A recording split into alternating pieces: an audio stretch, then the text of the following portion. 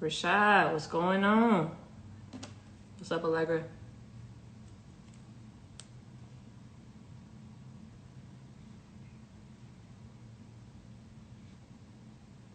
All right, let's get it.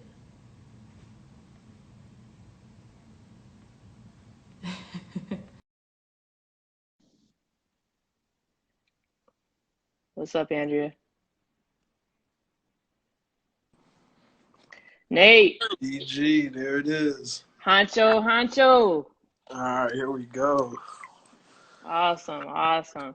Let's see. So, I mean, I don't even know how to start off all these segments, but for people who are listening right now, I just wanted to be able to highlight and showcase everybody being great. So you guys know I have my podcast, the Be Great podcast, and the Instagram, Be Great LLC. And so I really just want to showcase all the good that's going on, especially, with all this quarantine and everything going on. People are losing their jobs, or also people have a lot of time at home trying to figure out, all right, what can I do?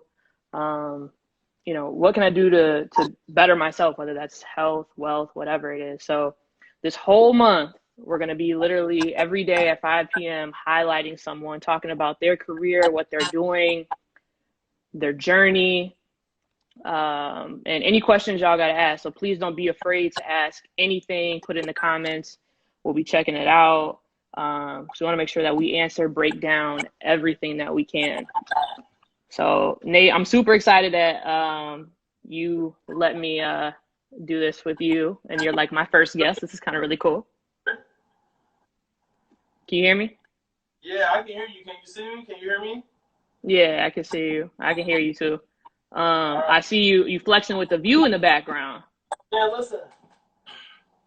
You know what? I knew this would come in handy one day, and today seems like the day it's gonna come in handy. Awesome, awesome, awesome. So, all right, I think we should probably Wait, start this off. hey, where's your view at? I got a little something back there. All right, put your A view little up. something.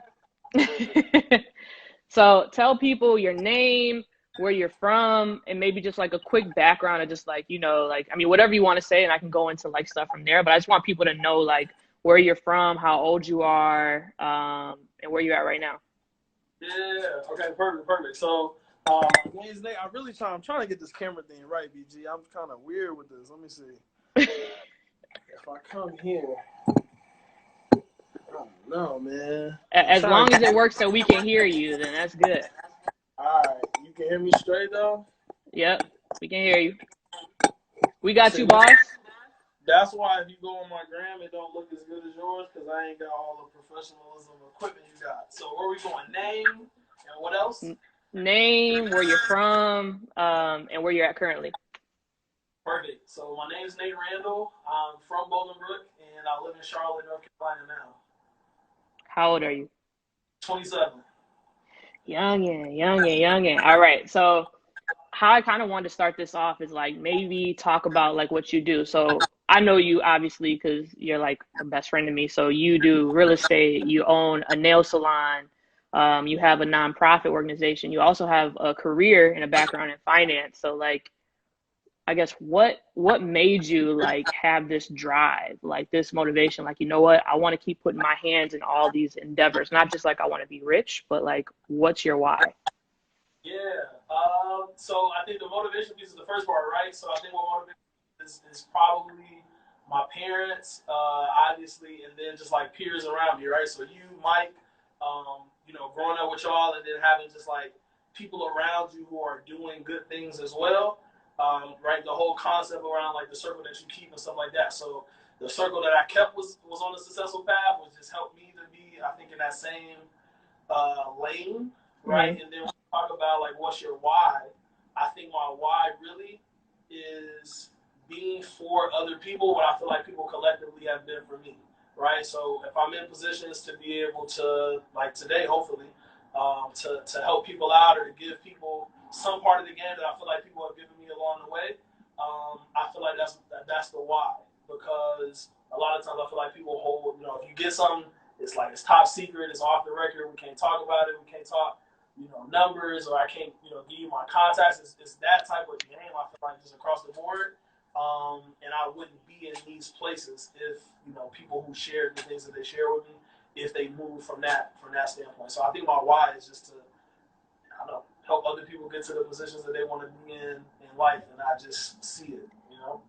Did you always have that like support system around you, or like people who like pushed you to be better? Like, did you have people who are like doing great things already around you growing up? Yep. So obviously, just parents pushing my dad, my mom pushing me, right? Like no slacking, no playing around, just like getting stuff done and just doing stuff with intent. I feel like that was the biggest thing growing up. Doing things with intent allowed me to, I guess, like get experience in ownership. When the ownership was like, hey, this is my lawnmower. I own this lawn company. But it's not Right. really much, right? But that mindset of like, you know what? This is what I'm going to do is mine, and I'm going to go for it. Those type of things from an intentional standpoint turn into, all right, 10, 15, 20 years later, right, this is my building, right, and you'll be renting type of thing. So I think that is the support system around you growing up to say, all right, whatever it is that you want to do. Like my parents, I don't think it ever steered me in a certain lane. I kind of feel like I took the safe route. Like I look out and I see like people doing entrepreneurial things, and it's just like that only. I feel like I admire that, but I feel like I always took the safe route. You know, got a solid foundation, and then from there say, okay, what are the things that I feel like are safe bets to bet on myself, and go out to expand into other things. Fact. So we went to the same college together, SIU. We both majored in finance, graduated. You started off at GE, right? And so how did and I'm trying to remember how this started, but how did the real estate or the nonprofit, how did that start off from there? Were you at GE and then you were like, you know, I'm just comfortable and I need to do something else? Yeah, you know what? So it was probably the exact opposite. I was at GE. I didn't feel comfortable. I was living in Metro New York, so super expensive, right? We're in Carbondale, so you know, me and Mike are sharing a two-story townhouse, paying $300 each. And now I'm in Metro New York, and I got a studio for like $1,200. So it's like it wasn't comfortable. It was like I don't know how people are doing it, and I realized like I didn't feel like New York was the place for me.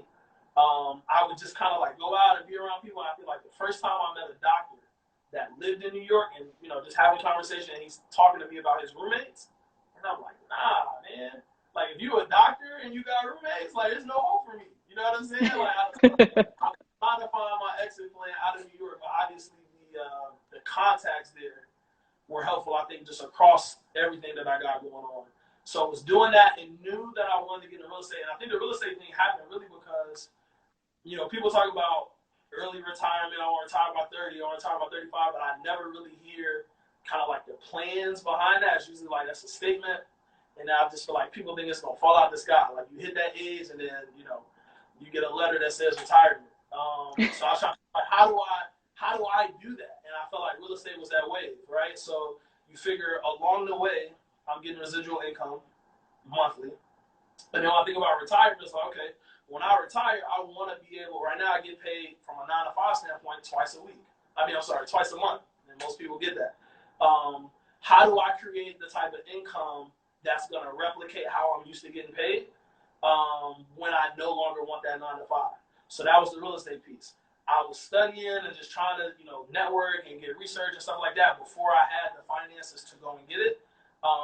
And just, you know, trying to figure it out along the way as I'm saving. And then at some point I was like, you know what? I think that'll be the strategy for me for early retirement. So you figure over the course of, you know, you get a loan, 30 years, whatever. Over the course of this 30 years, collectively people are paying for something that you own, right? So kind of going back to that childhood, this is my lawn business, this is my lawnmower. Someone's now paying over the course of these years for your property, right? At the end of that 30 years, you only put up the down payment. You got monthly, you know, residual income. And now the way I have it set up is like certain properties pay me on the 1st, certain properties pay me on the 15th because I'm trying to replicate that twice a month payment.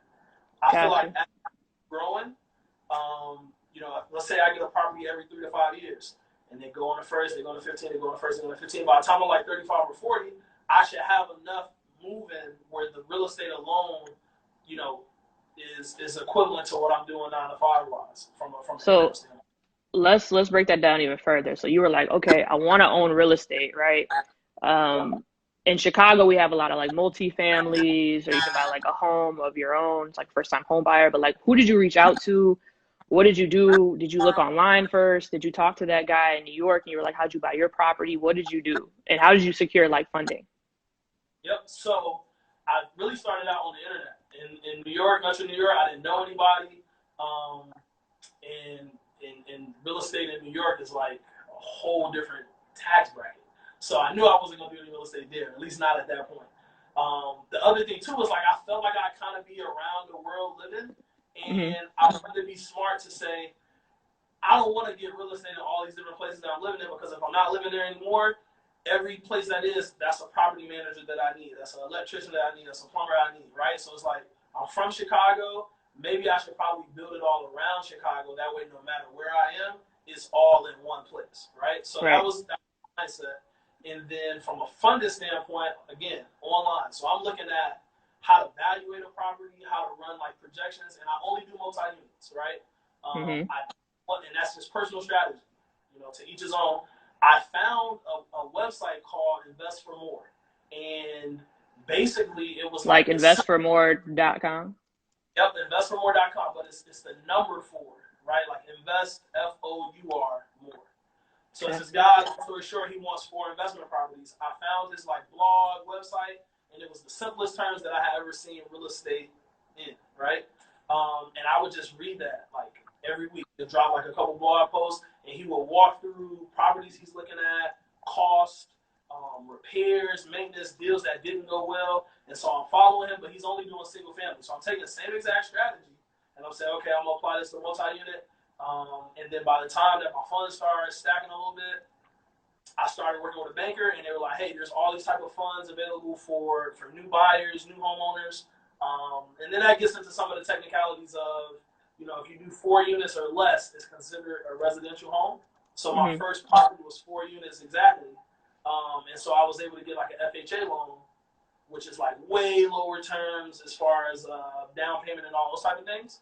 And it's government backed or whatever, but it helps you to get those properties, with not as much money down. So coming out the gate, took advantage of one of those. Didn't have to put, the 20% down that you normally have to put down. I think I had to put down like 6%, and that was just the Kickstarter.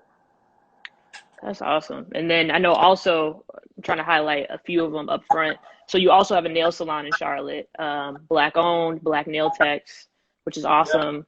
yeah. How did you think about like, 'cause I know you know nothing about nails. So what for you, just like, you know what? I'm just going by this nail salon, whatever.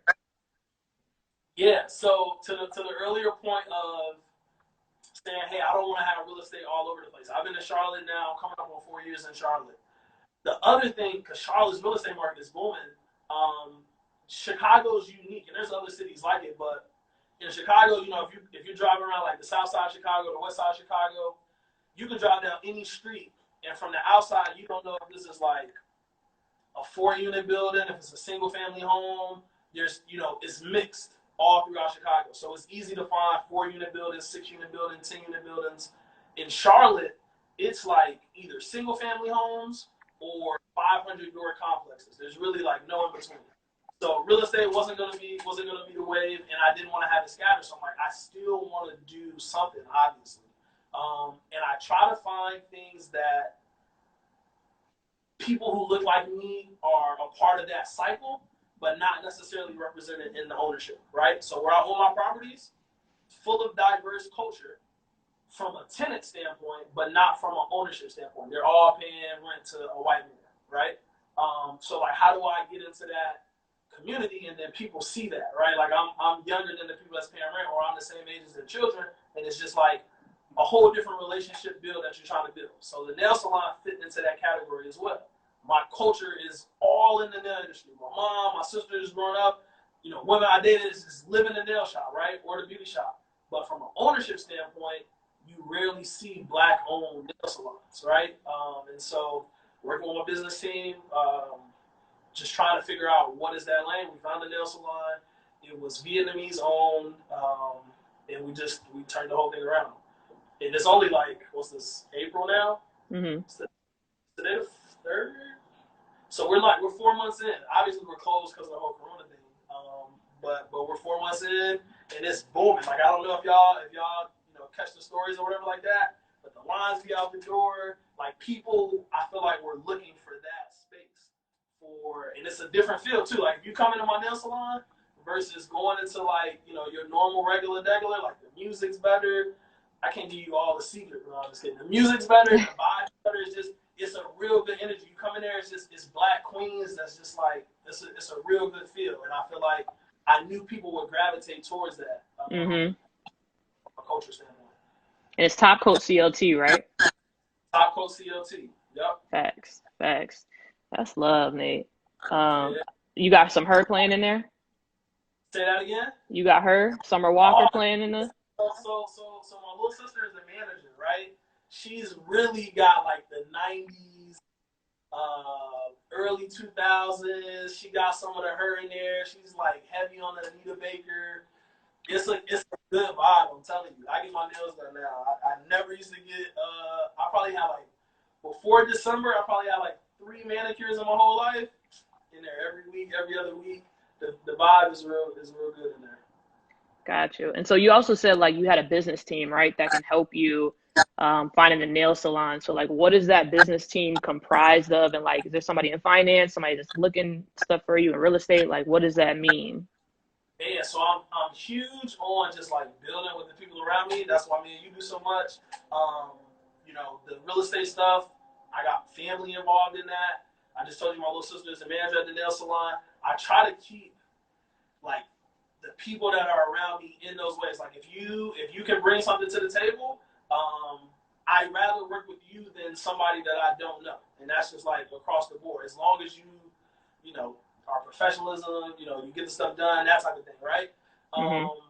Same thing. So for the nail salon, I got 2 people that I met when I lived in Connecticut or Metro New York, Aaron and Stacy, mom and son, and we partnered for the nail salon. So it wasn't more so like somebody that's over the finance or somebody that's over it was more like business partner investment and say, hey, we're trying to find something. We found this, and this looks like, you know, the direction that we want to go in, right? We had looked at multiple things. I mean, me and Aaron talking on the phone like every other day. It's a car wash. It's a restaurant, right? Like trying to find whatever that lane is. You know, did the due diligence on the nail salon, spent I don't know how many hours in the mall before we bought it, and was like, all right, this is the move. So pretty much what you're telling me is if the numbers work, then the business works for you. Pretty much, if the numbers work, like I say, at the top of the house, if you fit within that criteria of, you know, does my culture participate in whatever this is? Is the ownership lacking from a diverse standpoint? Like if you fit in that criteria, and then yeah, if the numbers good and the business looks good, probably so. You know, as much as you can handle, I feel like sometimes I come across really good things and I just have to hold off on it because I'm like, man, I don't want to move too fast, right? And then stuff started tumbling down, unwinding, but it's like you want to have diversification in what you're doing business-wise for things like this. Like with coronavirus, let's say the nail salon's closed, right? So no income coming there. Today's like the 3rd, so rent's due. And I'm talking to certain tenants. Some people are experiencing hardship, some people aren't. So it's going to be a little up in the air. But then, right, the 9 to 5 is 100% steady. So in those situations where it's like, hey, maybe you're dependent on one income and your income happens to take that ill, like, what are you going to do? You know what I mean? Like, you want to have some savings put aside. You want to have some diversification of income. And in times like this, like, it works out. Right. So we got a question from Ashley, and she said, do you think that a business team is necessary with starting any type of, let's say, endeavor or business endeavor? Should you just keep it small to lessen the liability? Yeah, so really it's, which Ashley is that? Because that don't sound like my little sister Ashley. No, it's Ashley Banks. Ashley Banks. Look, okay, so no. So I would say no. Anytime I go into business, like, you got to serve some type of need. So as much as I say, like, yeah, if I need something within whatever I'm trying to go in, I want to go to that circle of people, or like I want to build from within, but I don't necessarily have to. The first things that I went into, the first property that I got, I had no team. You know what I mean? Like, I just went into it, right?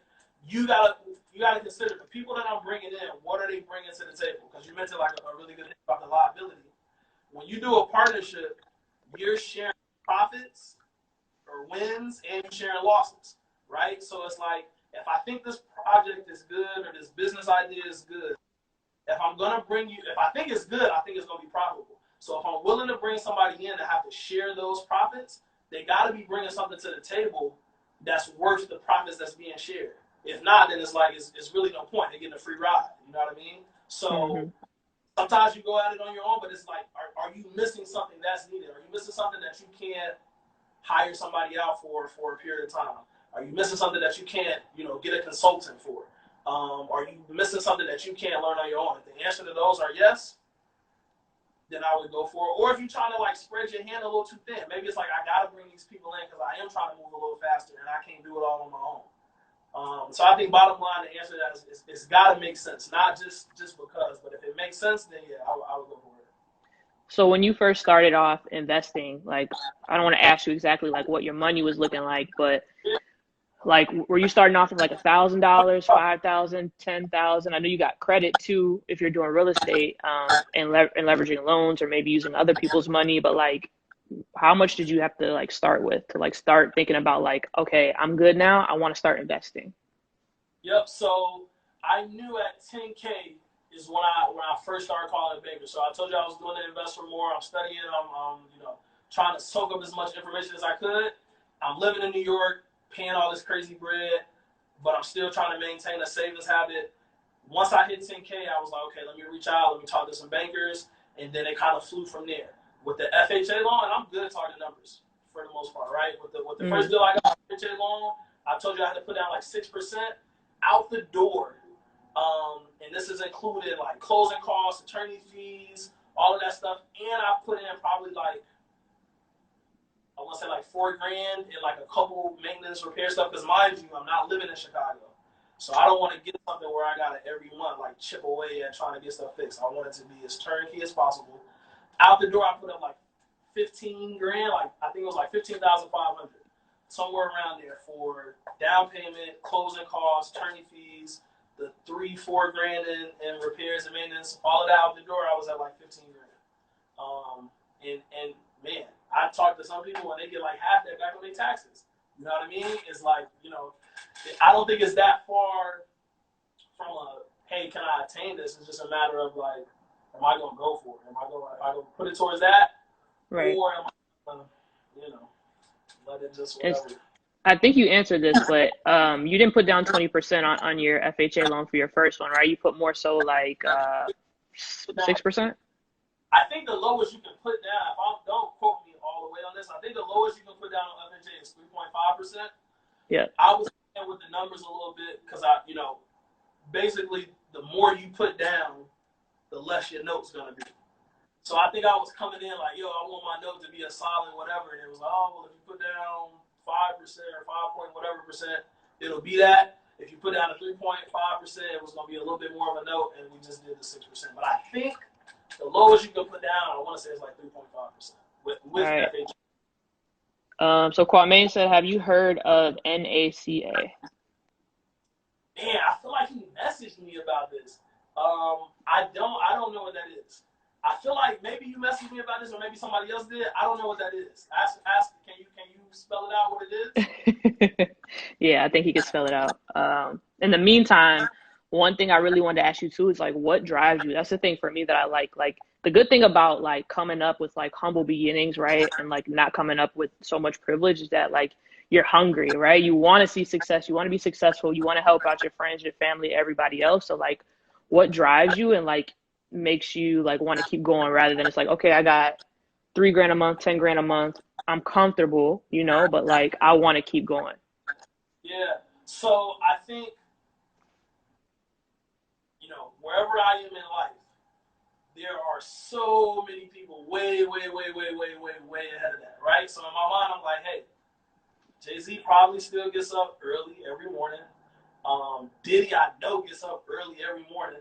It's like those type of people have enough wealth, enough influence to last, way past when they're going to be there. But they get up for something. I don't feel like you're ever going to feel like, and I don't feel like I'll ever feel like I'm going to get to a point where it's like, all right, this is where I'm at and I'm cool and I'm content. I think life becomes boring at that point. Really, my goal always was to be able to do exactly what I want, right? and finding the opportunities that fit within that. So from my 9 to 5, like even pre-corona, huge work-life balance, right? I'm working remote, and that could be really from like anywhere in the world. You taking a world tour. I got your on tour shirt already. Right. You know what I'm saying? So it's like I always wanted to do exactly what I want to do. Man, sometimes I'll be on the phone with people or like, you know, it's like, oh, we're gonna do this, we're gonna take this trip, we're going there, and then we get to talking, we start working it out, and it's like, oh, I got right, and it's always like something I want to do, whatever it is that I want to do. So obviously, you need the resources to do that, you need the income to do that, and then you need the lifestyle to do that. So from a real estate standpoint, it provides that lifestyle. From the 9 to 5, like I said, looking for coming out the gate is like, yo, I need something with work-life balance. I can't slave away in an office behind a desk computer screen for 40 hours a week. That job is just don't got my name on it. Now, I know at certain points in time in my career, I might have to do that to get where I'm trying to get in the greater good. But that's not like the lifestyle that I want. So from a drive standpoint, is that I want to do exactly what I want to do. I want to wake up when I want to wake up. Right? If the people around me want to call me and need something, I don't want to be the person. I feel like everybody be like the person that, hey, I know somebody, right? Like, oh man, my homie friend is blah, blah, yeah. I want to be the person that person is talking about that they know, not the person that's when I tell people I know you, because that gets me really far. When I tell people I know Brittany Grayhouse, that gets me far. But outside of that, like, I want to be the person that people is like, yeah, my homie Nate, he boom, boom, boom, boom, boom. I don't want to be the person that's telling you about, you know what I'm saying, Joe Schmo or whoever. So I think that's part of the hunger. One of the past questions we had is how many units do you own? 21. 21. Next question we got from Cicely is how do you avoid burnout? Burnout. So we talked about, right, like there's a couple things that I got my hand in. So burnout for me normally looks like, because this is the thing too, like in Charlotte, I don't really do much. Either like I'm at the nail salon or I'm at the office or I'm at home. Like I don't really have a social life. I don't really go out, whatever. So burnout for me normally looks like I'm working on something and I'm tired of working on whatever it is. So like maybe right now I'm looking for real estate. Maybe I'm spending like an hour and a half, 2 hours, you know, looking through properties, trying to do projection balls. Like, all right, I'm tired of that. I end up switching over to like the charity, right? Or I end up switching over to like process improvement for the nail salon. So, you know, burnout is like, yo, I really can't think anymore about this thing. But there's like a million other things on this checklist that I still got to work through. And so I just pivoted my focus and my energy towards something else. Plus, like, I like to travel. So it's nothing for me to literally, like, on a Tuesday, maybe book a flight for a Friday and say, hey, this weekend, I'm not taking a laptop, and it is what it is, right? Because the work's always going to be there. So side question then, when you travel, do you use, like, your credit card points, or, like, does your job pay for it, or, like, what do you use to, like, travel so often? It depends, right? I travel by whatever is cheapest, right? So sometimes it works out, and that's the Haywood. If anybody knows what's the Haywood, live off the company, work off the company, travel off the company. He never really talked about the point in which you become the company, so then it's all off you, right? Mm-hmm. I got to talk to people like you. And there's this dude, Steven. I don't know if you remember him or not, Steven Todd. He used to live in Brown Hall. But I know people who, like, do the credit card hacks. It's not really like a hack, but it's like they know how to fully take advantage of the credit card points. I haven't done that yet, but I plan on doing it once Corona stops. I literally said in 2020 I was going to do that. Right now, I just travel by what's cheapest. I got like a couple websites I use, like Skiplag. I'll put the research in. I feel like if you put an extra 15 minutes on your trip, you'll end up finding. Wait, what sites do you use? Mostly I use Skiplag. So what's that? SKIPLAGGED. Skiplag.com. That's like my go-to for flights. I'll go on Google Flights. I'll go on Southwest. And literally, I'll pull up like 4 or 5 tabs on the internet and just toggle back and through, change the dates around. That's another thing, too. By doing what I want, I'll go to the places like, you know, say everybody wants to go to Aruba. I'll go to Aruba when it's cheapest to go to Aruba. I don't need to go for Memorial Day or Labor Day or whatever like that. But the lifestyle that I live allows me to have the flexibility to go whenever. So I'll put in these dates. Hey, I want to go to Aruba in July. and it might be cheaper to go in September. Well, guess what? I'm going to a room in September. You know what I mean? So the flexibility helps to see when it's cheapest and to work it out there too. Okay. So another question that we had is, was it easy to fill your units? Did tenants find you, or did you have to find them? And so my first unit, super old school, like orange and black sign in the window for rent. And it was okay, but right, you continue to network, you continue to meet people. I know you and I talk about this, Brittany, but this my realtor now, Travis Rothizer. Shout out to Travis. Hopefully he's on the ride. But he is like the real estate guru. He used to be my resident when I was an RA in college, and that's the whole thing. Building. If you talk to me about anybody on any team of anything I've got my hands in, chances are like I knew them in another life, right? So Travis, I used to be his RA. He's like 2 years younger than me. He's a real estate guru as far as just like knowing everything. Long story short, he was like, yo, when I just got the deal in September, we did 15 units back in September. When I got that, here it come with my orange and black sign I put on the window. He's like, dude, what are you doing?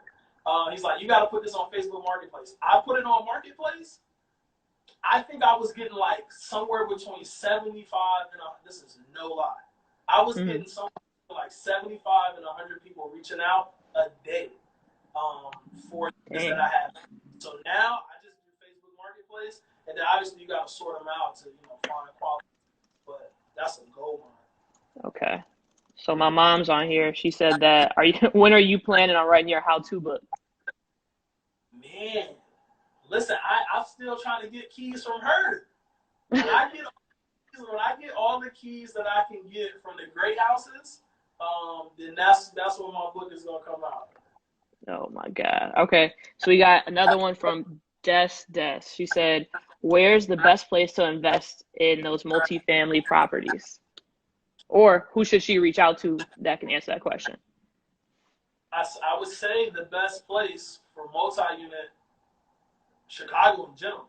That's what I'm saying. Like some cities don't really got that market. Charlotte doesn't have that multi-unit market. Places like Philly, New York, Chicago. They have really good multi-units. I would say South Side, West Side. But if you're looking for, this is the thing too, right? Anybody who's interested in real estate in any type of way, get a realtor. They're free. They're 100% free. They only make money once you either buy or sell whatever you buy or sell. So if you get a realtor and you say, hey, and I would recommend that you I'm gonna give you people from the home team. Travis is the person I use now.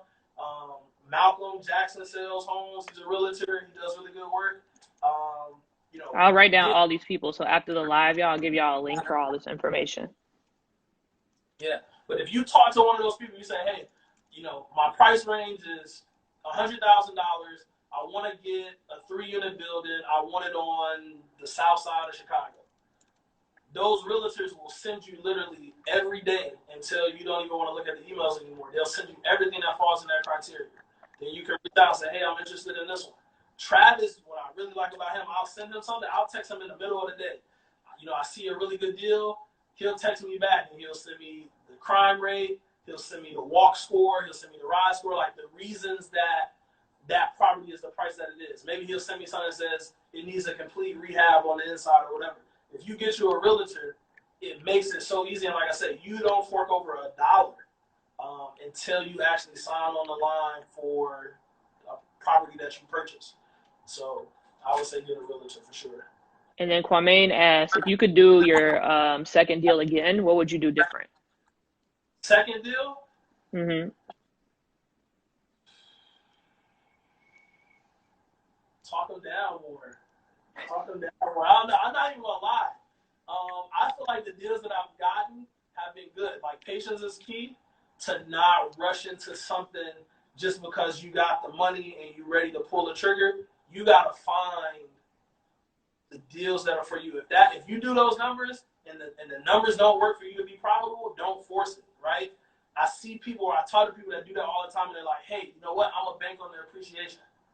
Which is, right, if that's your strategy, cool. For me, the numbers gotta work from the day that I sign on the dotted line, or I gotta have a foreseeable future that's gonna work. So if I had to go on a second deal and do something again, I would say talk them down, but I feel like it was a sweet deal.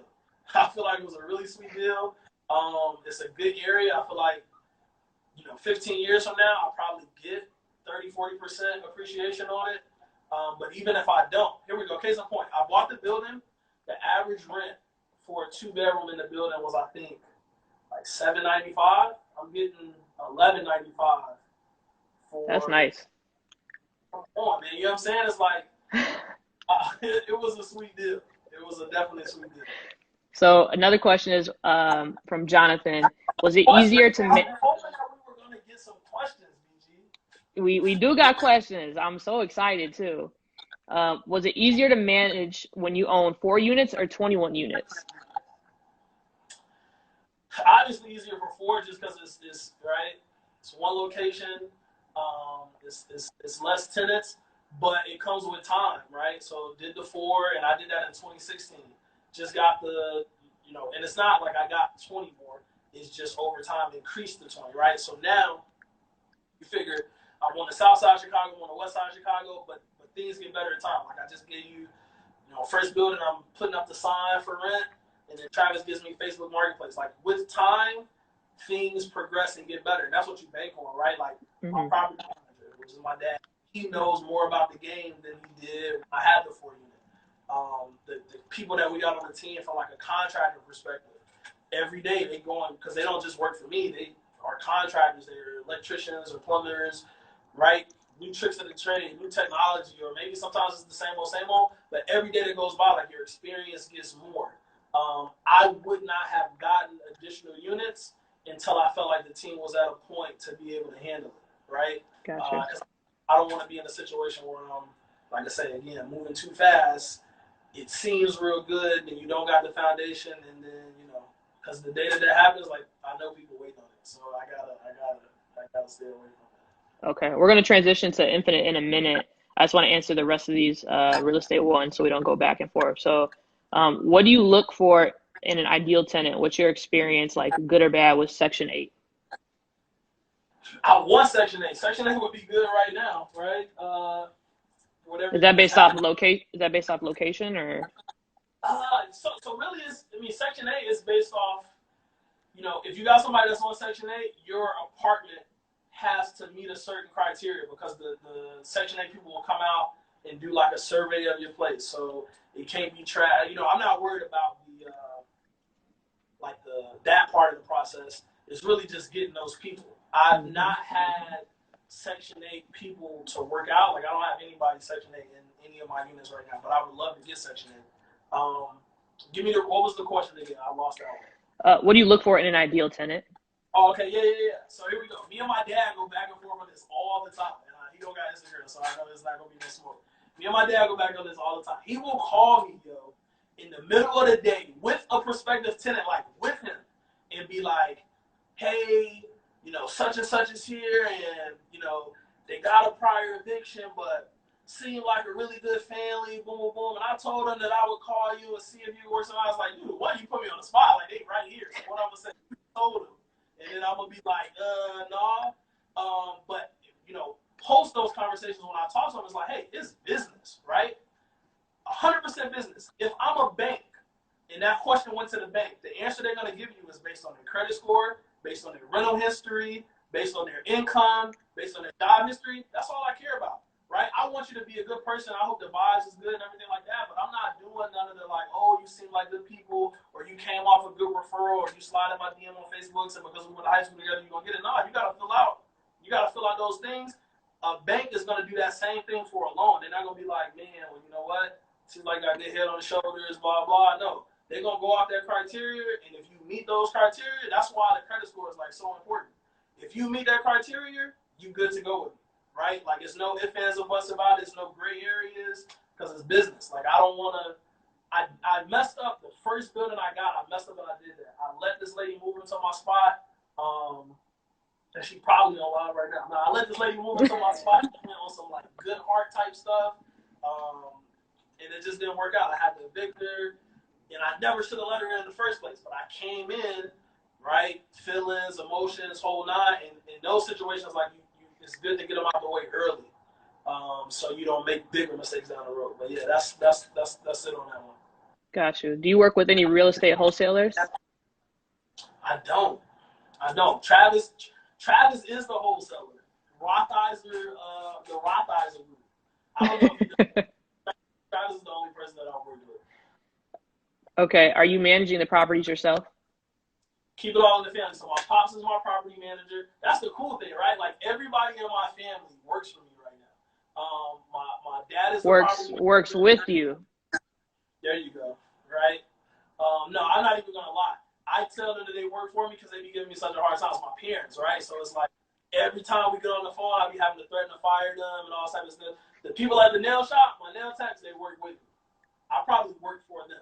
My parents, they work. I've been like trying to get to this point, but property manager is my dad. My mom handles like just across everything that I got going on. Like the last thing I want to do is go to jail, so my mom handles like all of my finances, all of my different banking information and stuff like that. And then I told you my little sister manages the shop. So I keep it all in the family. I trust them. I can have hard conversations with them, and it's love. Like out of all the conversations, these are the ones we have, and I'll take that any day of the week. Gotcha. Okay, so next we want to talk about Infinite Hands. Jamie brought it up. I think her IG handle was Black Girl Buying. So Jamie Gray is super infinite. Jamie Gray is like the poster child for Infinite Hands. tell us more about it, man. Come on. Yep. So Nfinite Hands Charity, founded in 2015, is based on education, service, and sustainability. And so we do stuff all throughout Chicagoland. Trying to get more involved here in Charlotte. I need to do a better job, but primarily we do things in Chicago geared around families, geared around kids. We do a lot of after school programs, mentorships, back to school drives, resource fairs. We do resumes. We do job assistantship. You name it. Again, the goal is helping people to get to where I feel like people have helped me to get to collectively. And so that's the basis of what we do. The plan was this year to go to West Africa to build a school. But with coronavirus and just, trying to work through those type of things, other things happening, all that in the melting pot, we're going to put it on the calendar for 2021. But that's when I told you earlier, like, I had that one lady who came and I let her live in my building and I shouldn't have. And it's like trying to do things. Not that the charity is like the only place that I can be good, but it's like by design, that's more so what it's for, right? So I'm not making bad business decisions trying to have a heart because I feel like I got a heart, but it's more like a dedicated thing. So before the charity, I felt like I would give back, but maybe sometimes that would be physical. Maybe it's like, I'm doing something, or maybe it's sometimes just writing a check, right? Infinite is another situation where I get to pull people that I consider the home team, people I've grown up with. My whole team is people that I went to school with. And again, a vacuum, a place where like all of us grow, learn, do stuff in our 9-to-5s that we learn from each other.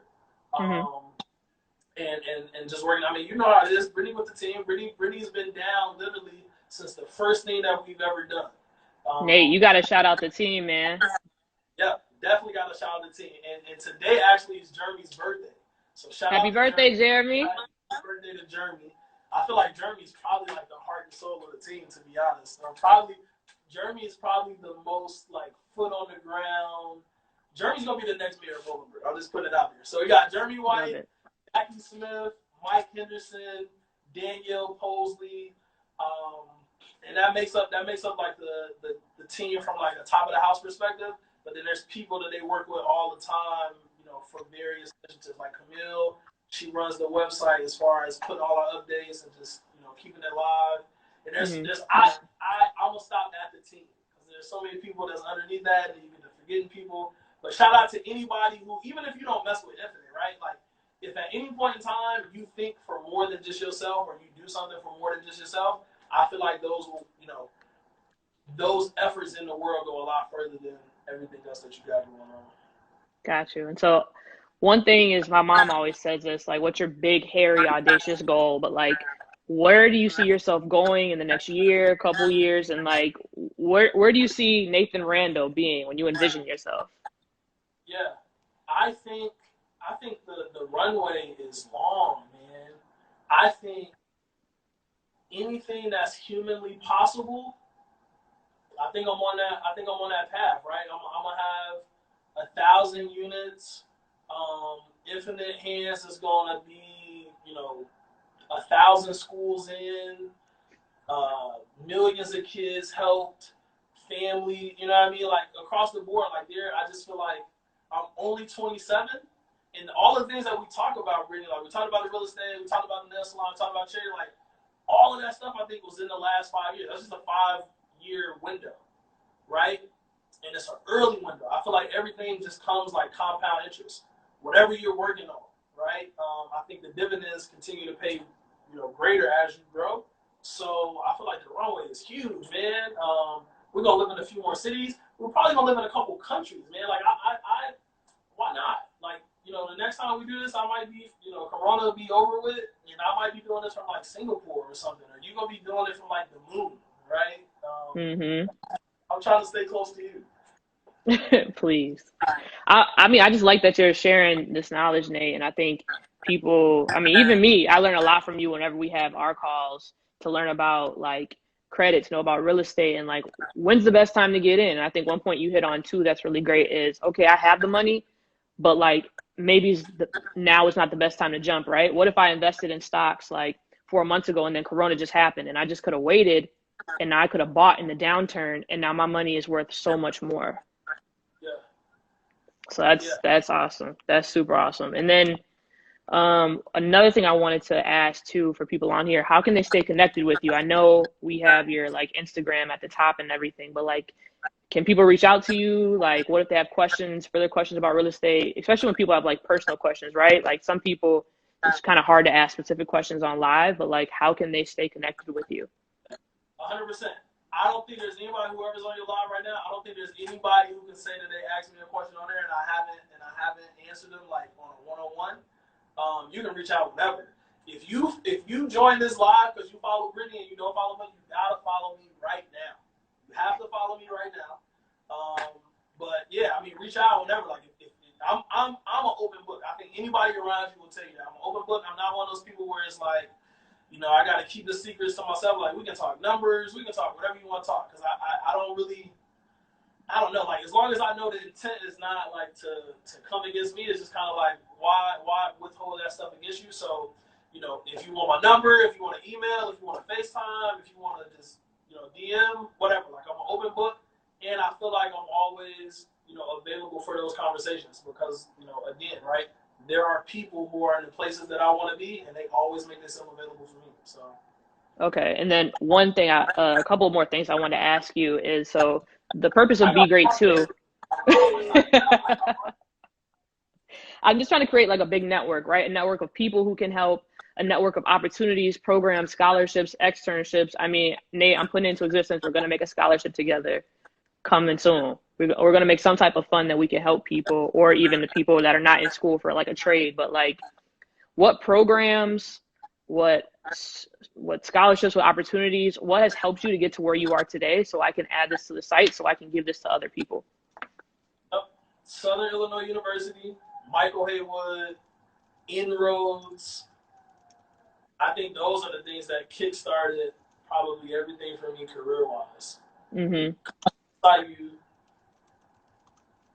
locking in with Mr. Haywood, when in that time I just felt like he was like the most over the top, just never was good enough, whatever, right? Like and Haywood, for those who don't know, he's like he was the minority affairs advisor, and then Inroads is a college program that secures you with internships your freshman and your sophomore year, whether you're in business or you're in engineering. And it was that, right? Like locking in with him, we worked for him, we had a class with him, we did the minority student leadership conference with him, and it was just like, this dude is always around and always just like, I feel like on our backs, right? And the crazy thing too is, I think about this. I have conversations with like people around me. Mr. Haywood used to come and it was almost like we were like, I don't know, like recruited athletes. Mr. Haywood would come to Overbrook High School when me, you, and Mike was in high school, right? Now, he recruited my older sister like 20 years prior, whatever, but it was like, I felt like he locked in on us three, and I didn't even like, for instance, me and Mike, our relationship started at that camp, so I didn't even know Mike at this point. It wasn't even like we were, me and you kicked it hard, and you kicked it hard with Mike. But for some reason, like Mr. Haywood locked in on us three. We went to SIU. We bought into that program and everything that he had going on. And I just felt like it kickstarted everything. It gave me internships. It gave me the job opportunity that moved me to Metro New York. And then it's just like snowball effect from there. So I think those are the three things that started. Southern Illinois University, Michael Haywood, Inroads. And it seems like what you're kind of saying too, it's like everything's about momentum and inertia, right? So like once you started in college to get the ball rolling, you maybe learned how to network with other people. You learned how to start to put yourself out there, and you had kind of mentors and coaches to help you. So that started to get the ball rolling. So now things are like more so at another level. So now I can do real estate. Now I can buy commercial real estate. Now I can get involved in getting a nonprofit. Now I can travel here and there. Now I'm trying to get the freedom to get the life that I pretty much want to live now. Listen, and to be honest, Brittany, I think that's the biggest thing. The consistency piece, like the consistency builds the momentum. I tell people this all the time, right? Like maybe real estate is not their thing. Just because I'm talking about real estate doesn't mean like it's the end all be all. That was just like one of the paths that I chose. Maybe it's not real estate. Whatever it is, right? If it's law, if it's legal, if it's cutting grass, like the consistency, like if you stay, so many times I talk to people and they're just in like, you know, this week they want to do this, 2 weeks from now they want to do that, and it's just like, it's kind of scatterbrained. And I feel like that a lot too. Where I see something, I'm like, you know what, I can make this better. Like these people are doing it, but I can do it better. And it's just like, okay, I can only do so much. I got to pick off the 2 or 3 things that I'm going to do, remain consistent. If I do the consistency over time, right, like the 4 unit in 2016 turns into the 15 unit in 2019. Like those things, you know, with the consistency over time, it just builds in whatever it is. So if it's not real estate, if it's not the nail salon, if it's not, you know, philanthropy, whatever. If you just remain consistent in that thing, like you'll meet more people, you'll learn more, you'll get the cheat sheet, like all of those things just come. But I feel like a lot of times people don't hold on to anything long enough to see the dividends that come. Mm-hmm. And then what other advice do you think that you would give to people right now? Make your own lane, man. Like if the first time that somebody can show me where it's written who I'm supposed to be and what I'm supposed to do, then I'm on that path. But until then, it's like I gotta define my own path. And you only get one life. Me and Mike was talking on the phone earlier today.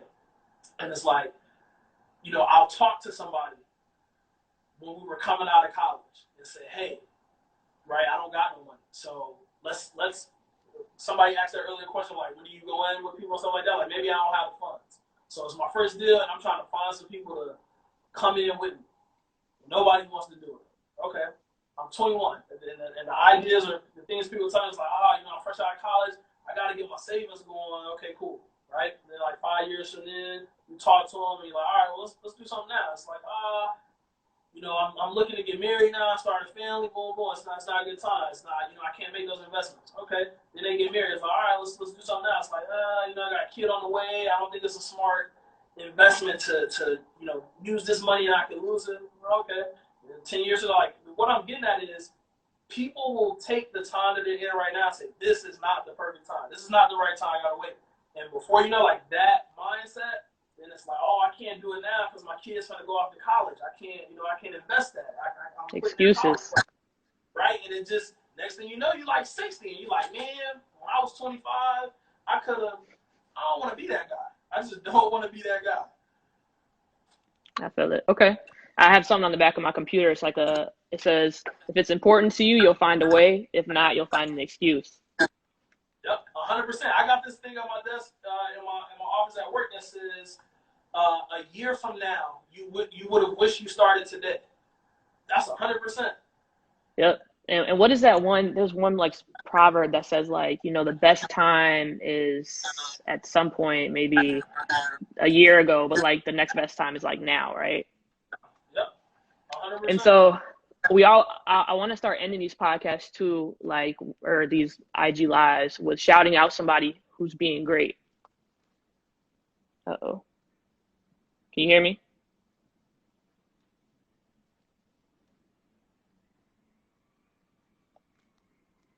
Can you hear me? You there?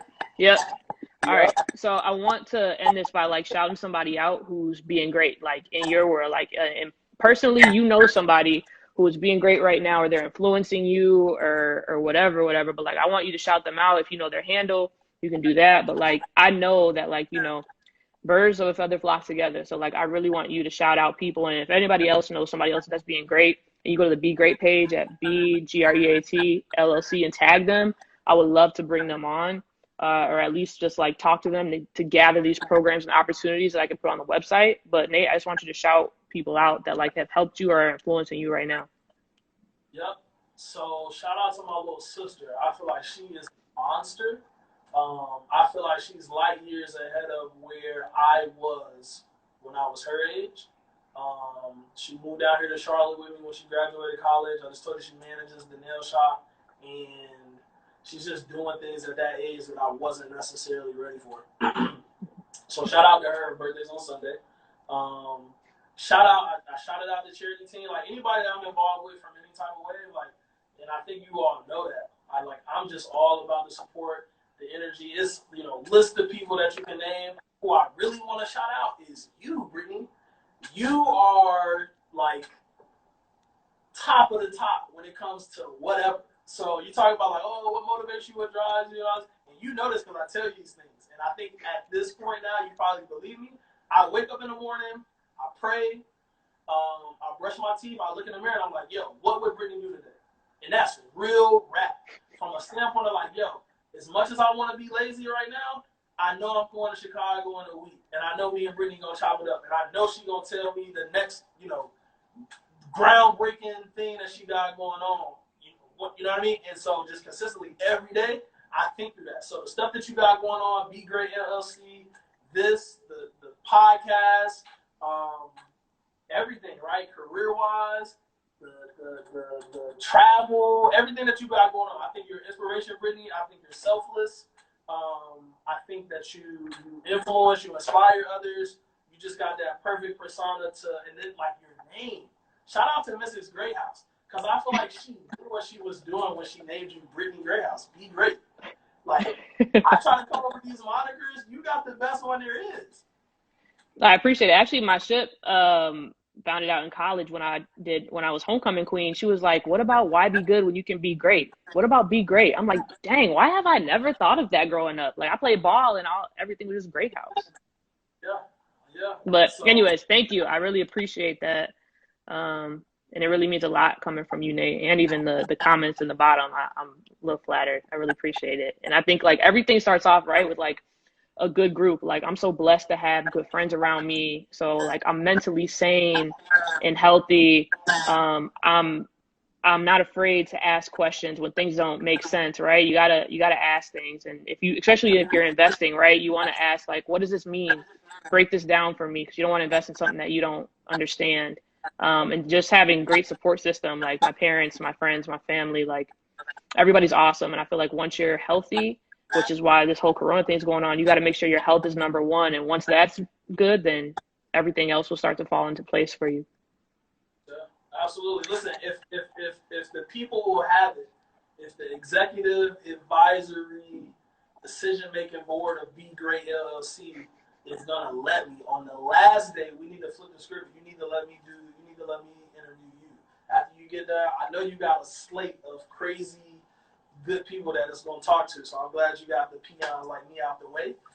Please. But at the end of the month, you need to let me go ahead and show you that love back.